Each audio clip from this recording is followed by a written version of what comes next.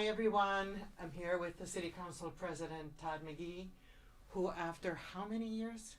18. 18 years. So if your service were a person, it would be eligible, that person would be eligible to vote now. Yeah, yes. That is an amazing length of service. I remember you said that Patricia Devine, who was recently revoted into the City Council, was the one who called you. Yep. What was it about her? What was persuasive about her for you to run for public office? Well, I've known Patty for a long time leading up to that, and volunteering, helping out in campaigns for many different people. And I remember as a kid, if you went to Kirtland School, which is no longer there, you'd go down the side street, and that's the back entrance to the gym, and they had tables set up for all different foods that people cooked and stuff. So as a kid, you'd walk in, and there were signs everywhere. You'd see people outside. And there wasn't rules where you had to stand, 50 feet back, right? It was, everyone was there holding signs and people just talking to each other. And as a kid, you're walking through there. So I kind of got roped into that magical thing of politics that way. And then when, Patty was in office and Thomas Donahue for the school committee and so on, there's so many people, I just volunteered and helped out. Mm-hmm. And I loved it. Mm-hmm. And then I became an attorney, and I was driving home from a very long day, and Patty kept calling. And finally I pulled over, safety first, and I said, yes, Patty, what's up? And she told me Mark wasn't going to run for re-election, and he's going to run for mayor. I said, okay. Good luck. I thought she was going to run. I said, good luck, I'll help you. Anything for Patty. And she's like, no, you're running. And I said, what am I running for again? And so we talked about it. I said, I'll get back to you.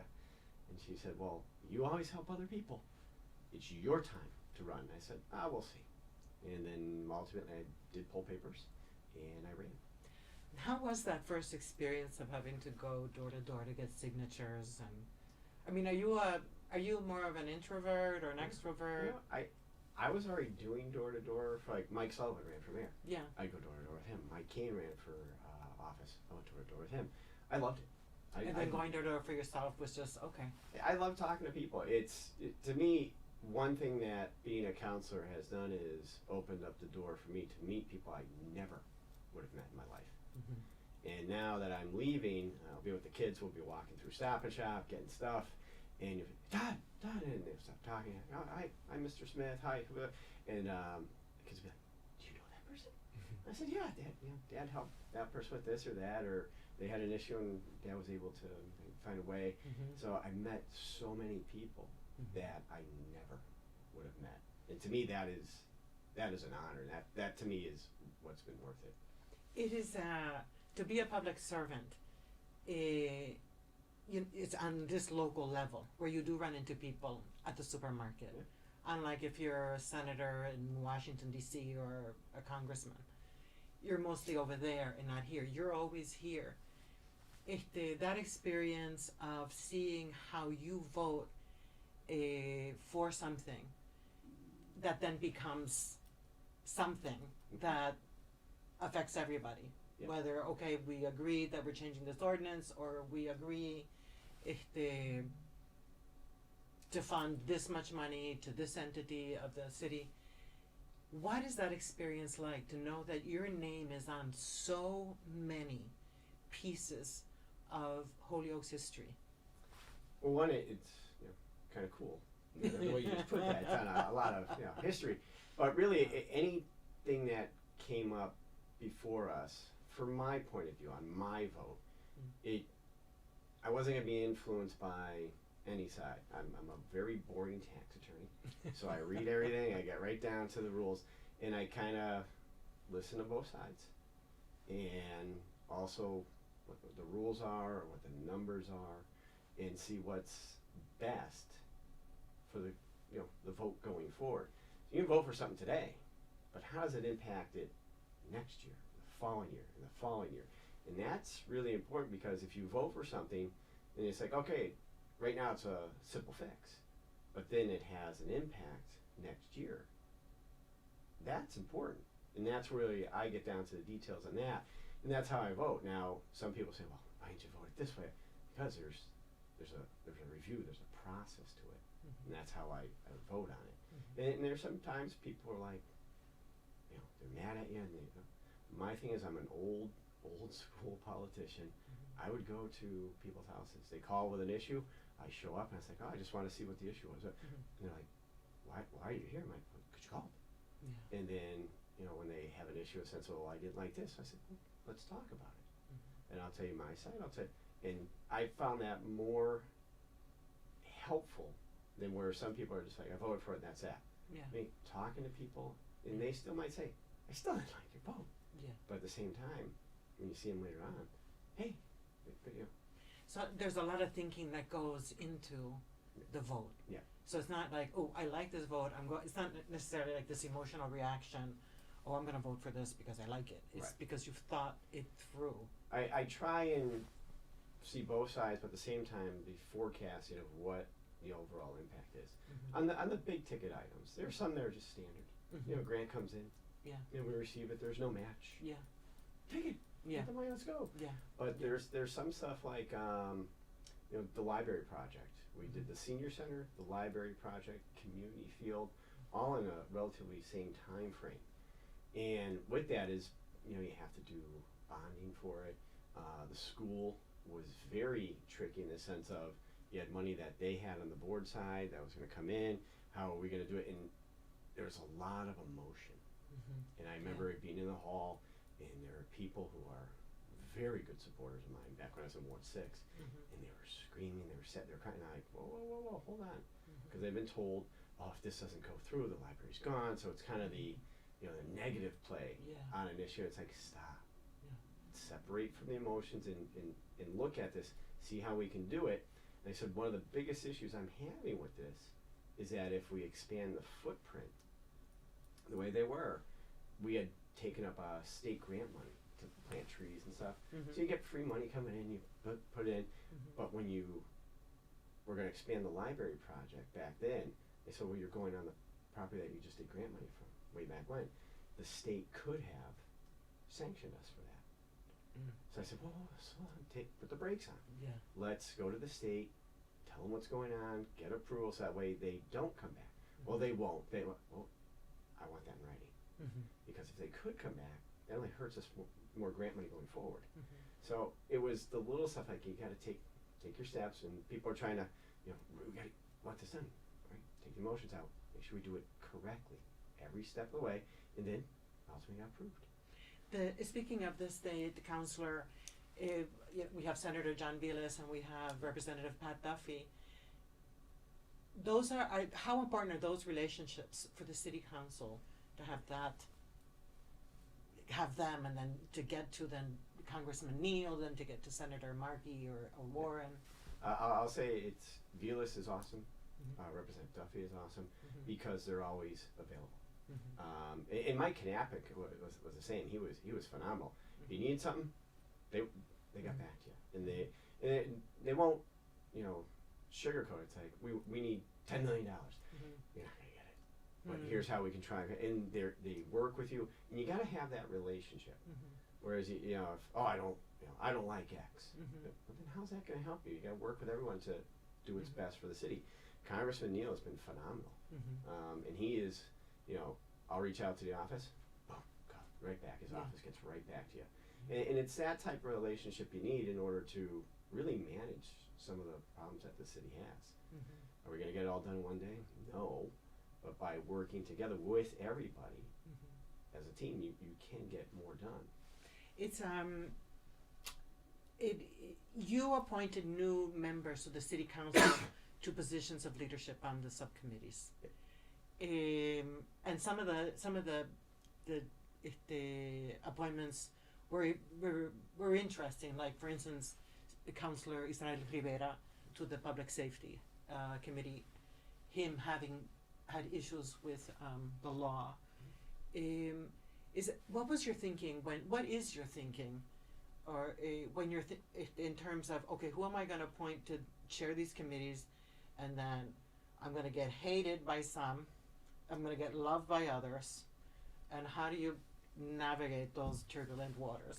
What happened in that election cycle was a lot of new people came on. Mm-hmm. And right away I saw a problem with a lot of new people coming on. How do you train them? There's no, a lot of people say, well, you got to have a book in place to show how to train.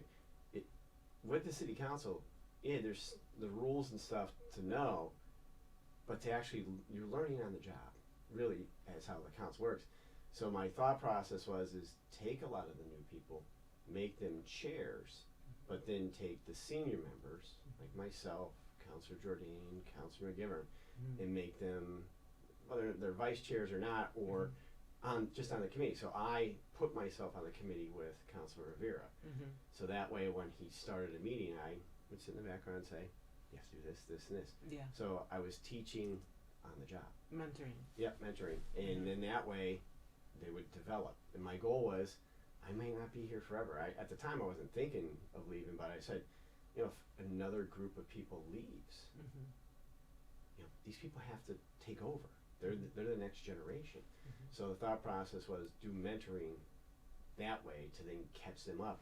And I can honestly say I'm very impressed with Councilor Murphy-Ramboletti, all of them, but Izzy has been my favorite because at first he was a little nervous, but then when he was in a meeting, it was a very contentious back and forth with the public and debate, and he took charge very professionally, and I walked him back and I said, my job's done here.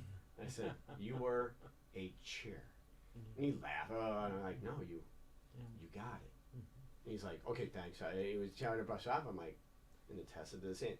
So slowly, they got to where I said, I can walk away now, and the next level will be taken care of. That's phenomenal.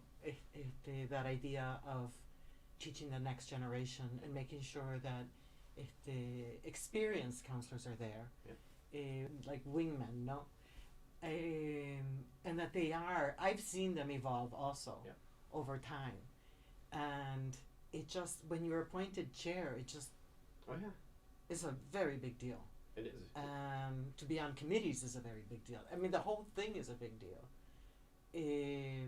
And I've seen them some of them just really come to embrace that, okay, when you were running or before you were a city councilor, you thought things could be like this. And no, it's a slow process, thoughtful process, and how a proposal becomes. Well, it's funny you say it that way. It was Tim Purrington. I miss him. He was awesome. Yeah. He came on the council. He's like, "We're gonna get this done," and he served his time, and he was fun to work with. And at the time he was leaving, he says, "I just want to say, I get it now. There's a process to it. It doesn't happen overnight." He goes, "That's why I came in. I thought it was, but you really have to go through the process." He goes, and I appreciate that. And I'm like, hey.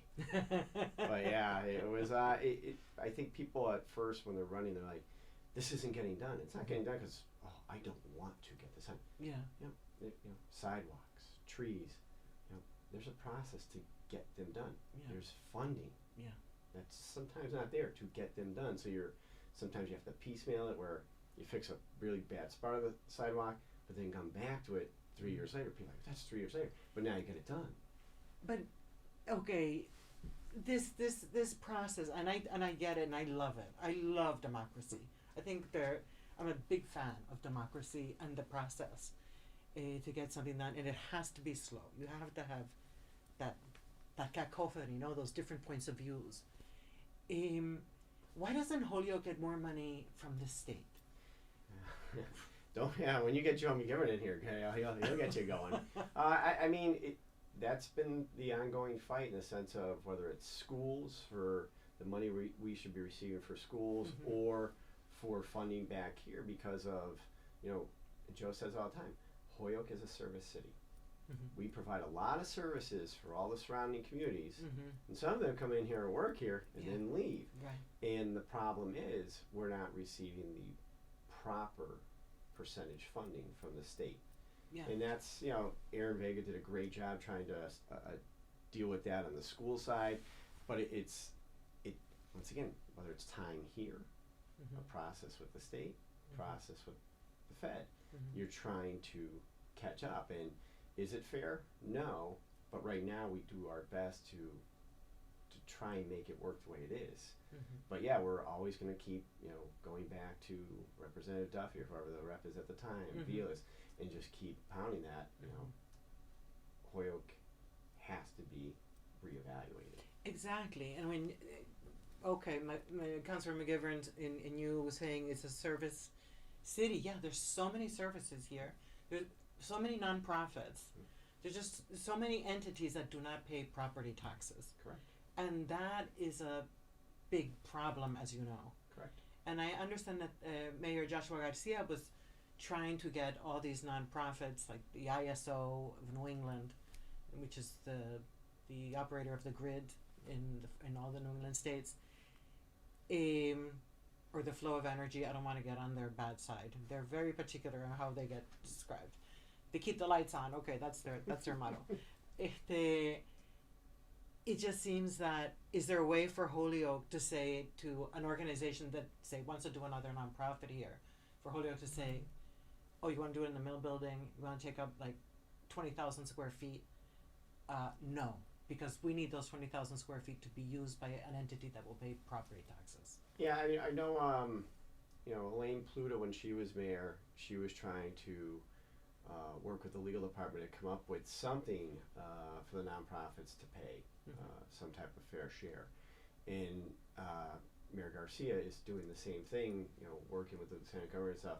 Really impressive on, when nonprofits come in, they can buy a building, they can buy a house. Yeah. And we have no recourse. It's not that we don't like nonprofits.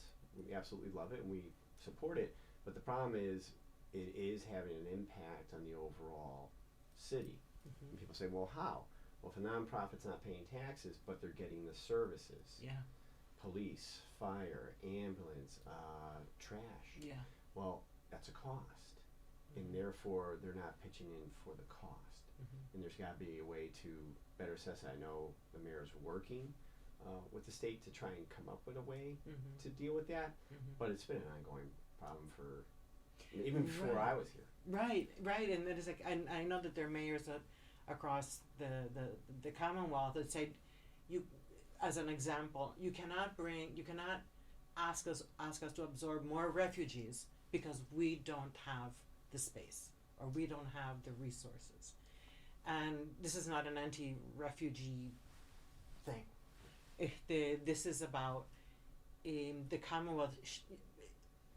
Don't overburden a city unless the state can then support what's going on. Well, I think that's it. I don't think anyone's going to say, oh, we don't want somebody. They want a need. I mean, Holyoke is Holyoke. We look to help everybody. Yeah. That's just who we are. Yeah. The real issue is affordability right now because of the kind of financial, position that we're in. So our job is, yes, we're always here to be welcoming and supportive, but at the same time, we got to be able to pay for the services, because if you can't pay for the services, now you have worse problems. Yeah.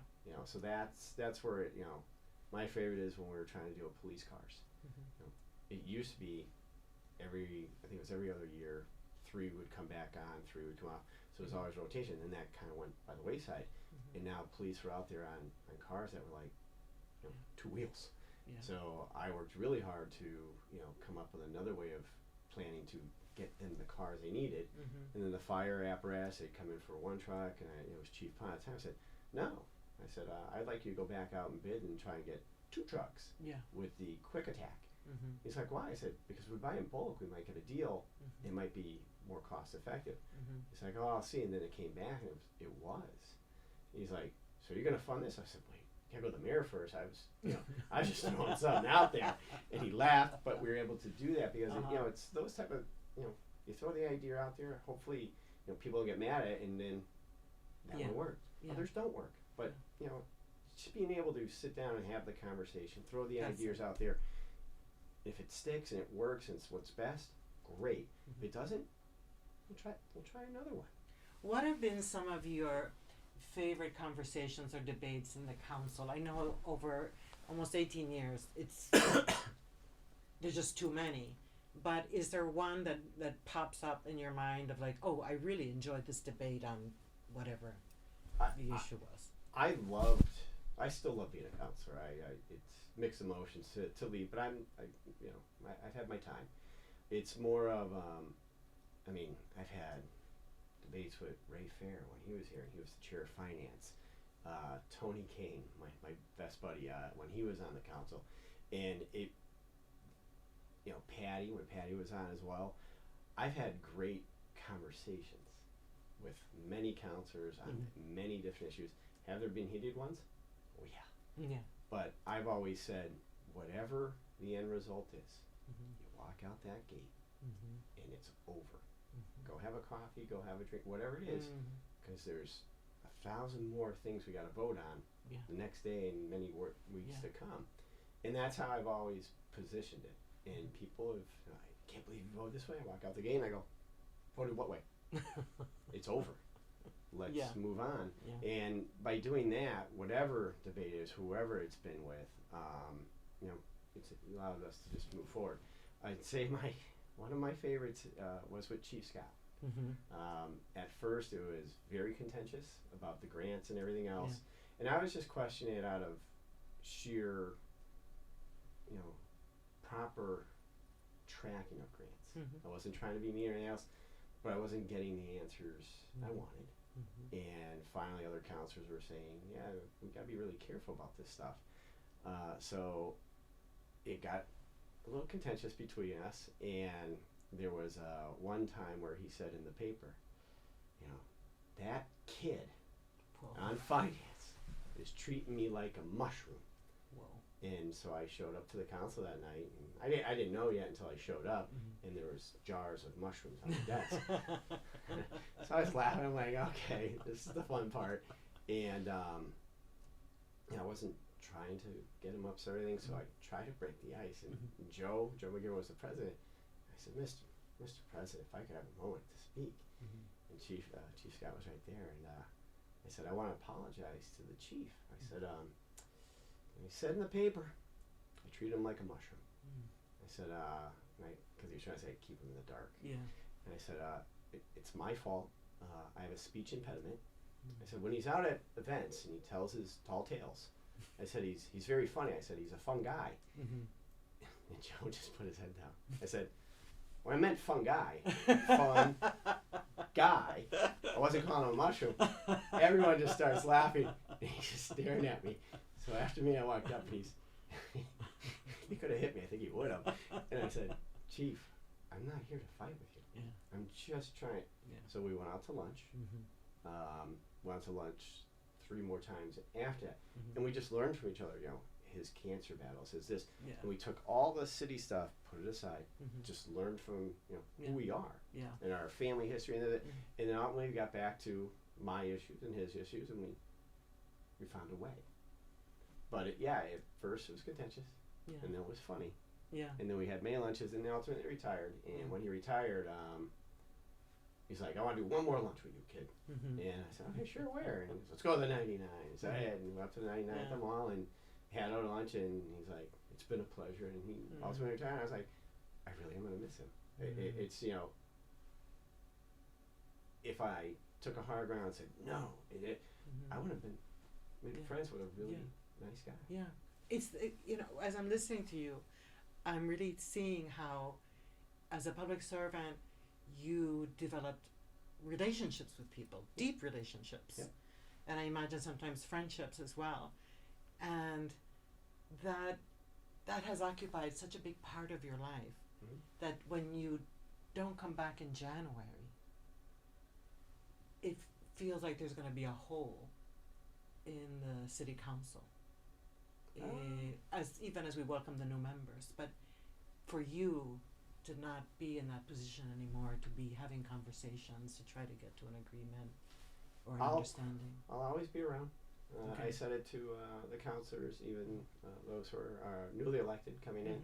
I'll always be around. I won't be there 24/7. Yeah. But I'll always be around for a phone call, or if they have an issue, if I have to come in, and I'll always support it. I'm not gone. Yeah. I just can't be there Yeah. for the time commitment. That's not fair to the city, Yeah. on my view. If you're going to be a counselor, you got to be committed. You got to put in that time to address the issues for the city, for your constituents. I can't do that right now. So, Is if you could, is there a wish list that you have for the city, in terms of, oh, I wish the state or the federal government would just help us with this project or these projects? oh God, the wish list would be very long. Revitalization of the downtown. We should have more money coming in to really do this downtown in the sense of really making it pop and being like, I think I was my first year on. I was up at Holyoke Community College, just going, I was up there reading, and I was going through, some of the books on the background of Holyoke and stuff, and there was a picture just outside of City Hall, and they had the awnings down. It was nighttime. The street was mobbed with people. Wow. So I went in the city council chambers, and we were actually debating some stuff for something on High Street. And I said, this is what we should get back to, right here. This is what we should do. This is how Holyoke should look again. People should be flooding the streets down here, shopping, eating, art, whatever it is. It is because there's so many beautiful buildings. There's so much history here. If you look at Holyoke, the history of it, we had a president walking the parade. We had an opera house. We had a trolley car that went through the city. This place was amazing. It's that history I don't want to lose, and I'm trying to bring some of it back. So the wish list is, can we get back all those other things? No, but little wins here and there, like Victory Theater. Love to get that back on. I think that would be a huge benefit for driving business down here. Putting a sport complex / something to do with the Volleyball Hall of Fame together down here. Drive people down here and really just see what it has to offer. I went to the merry-go-round yesterday. It was raining yesterday. It was awful. It was cold. And then just going in there smells like popcorn. The lights, the music. It's just a beautiful place. That the city has this. The city has so much beauty also. All these parks, all these places to go. It's just, but you're right, the downtown, but I don't know if that has to do with how much it costs per square foot for a business, and I know that that's always a contentious debate on how much businesses get charged for their properties. But it seems like there's a part of Holyoke that never comes downtown because there's not things to draw them downtown. Right. And we just need to bring more stores, as you say. More things to draw them downtown. You mentioned merry-go-round. It was Friday night. We did the dedication to Angie and Joe Wright. And if you look at that history, and Holyoke's got such great history. But that alone, they said, hey, we want to save this merry-go-round before Mountain Park shuts down and gets rid of it. And they went up to the owner and said, hey, we'd like to buy it. And the gentleman could have sold it for millions back then, made his profit, and took it out. He said, I'll sell it to you at cost. And there was this big campaign. Holyoke came together, saved it. And the gentleman who owned Mountain Park was very gracious in getting it to us. And then there was a push of, how do we have it? We got to build this building. And once the building was built, and everything that came afterwards, in Angie and Joe Wright, with many other people, I don't not take credit away from them, but those two ran the facility, hired people, managed everything for $0. They did it all for free. And I said to her that night, it's your warmth, your compassion for children, to have them have this place. That not only did it help her children, my children, but the generations to come. So when we're all gone, that'll still be there. And my great-grandkids, I hope, will be on that thing outside, because two people said, we're going to do this. And they did it out of the kindness of their heart. That's Holyoke. That's why I love serving, because it's that type of stuff that you see and you learn, and it's an honor to serve for that. It is. This is it even has its own museum. It's just incredible. The riches. Well, the children's museum, you run down through there. The kids museum. are running around, then you'll see me running around after. People are like, who's that? It's your city council president running around, crawling through everything. Hi. And so when January comes and the new city council is what is it, organized? Is that the way? Is that So they'll be sworn in, mm-hmm. and from upstairs they'll go down into the chamber, Yeah. and they'll elect a president, Yeah. and then the president and everyone will just start. Yeah. So that'll be fun to watch. It'll be fun for you.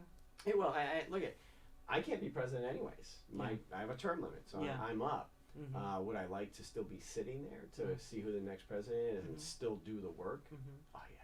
Mm-hmm. I love the work of the city council. I really do. Yeah.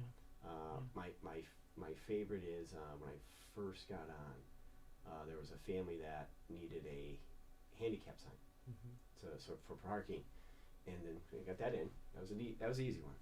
And then they had a tree beltway. The grass was very thick, and they couldn't get the mom through with the wheelchair out of the car and then into the house. Mm-hmm.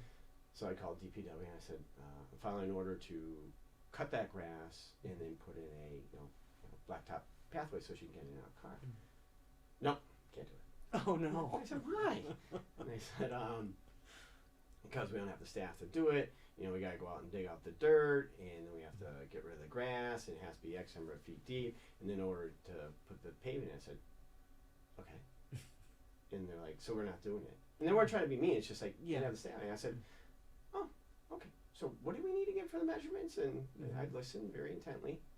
Midnight, the next night, with my shovel, I went down and I dug it out, cleaned it, measured it, tracked it all out, and then I called DPW. I said, can you go put the blacktop in? Because it's already done. And the DPW was like, what are you talking about? I go, oh yeah, it's all done. And he laughed. He's like, oh my God. He goes, fine. And they put it in, and for that family, they're able to get her in and out. To me, it's a small one. You're leaving an amazing legacy, Councilor McGee. I've so enjoyed watching you preside the meetings, and the ones that flow, the ones where somebody's getting up and like, oh my God, and the comments that are made on the mic, but kind of all that. You have presided with such grace and with such dignity, and it's been a real joy for me to watch you make history as a city councilor and as a city council president.